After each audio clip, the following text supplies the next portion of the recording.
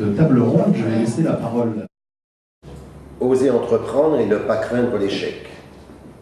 Tels sont les maîtres mots des femmes chefs d'entreprise et des créatrices ultramarines venues témoigner et partager leur expérience vendredi 6 mars dans les salons du ministère des Outre-mer. Carla Baltus n'a pas hésité à changer de vie. La mobilité, elle connaît. Elle n'est pas peu fière de raconter qu'elle a quitté sa Guyane natale pour s'expatrier à Mayotte, dans l'océan Indien.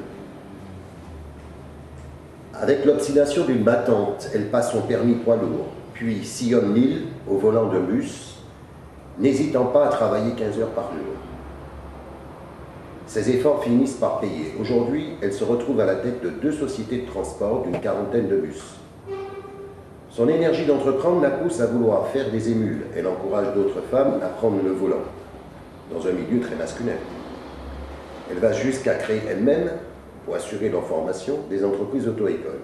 Je suis aussi la première à avoir invité les femmes, même dans mon entreprise, à avoir embauché des femmes, parce que les femmes font très attention au matériel de conduite.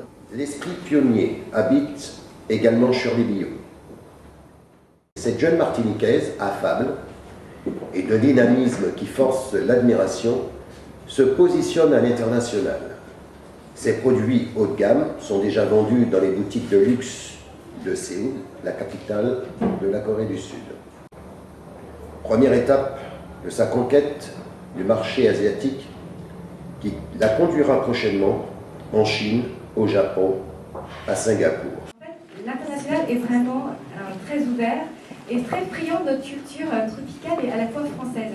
Donc je pense qu'il ne faut vraiment pas hésiter à aller, à avoir l'ambition, je pense rapidement, de voyager et d'aller finalement véhiculer et vendre aussi sa société à l'international.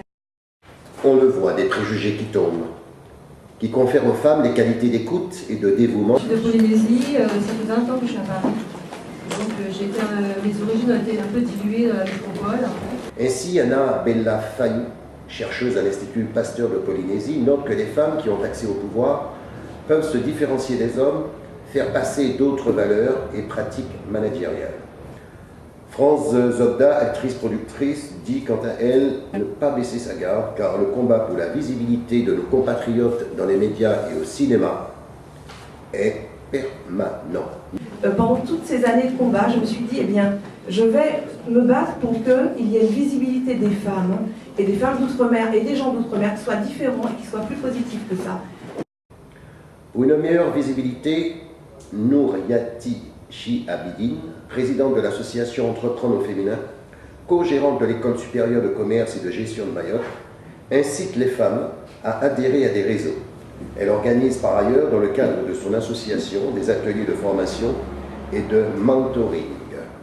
À Mayotte, tous les cabinets d'expertise comptable, tous les experts comptables, ils parlent que français.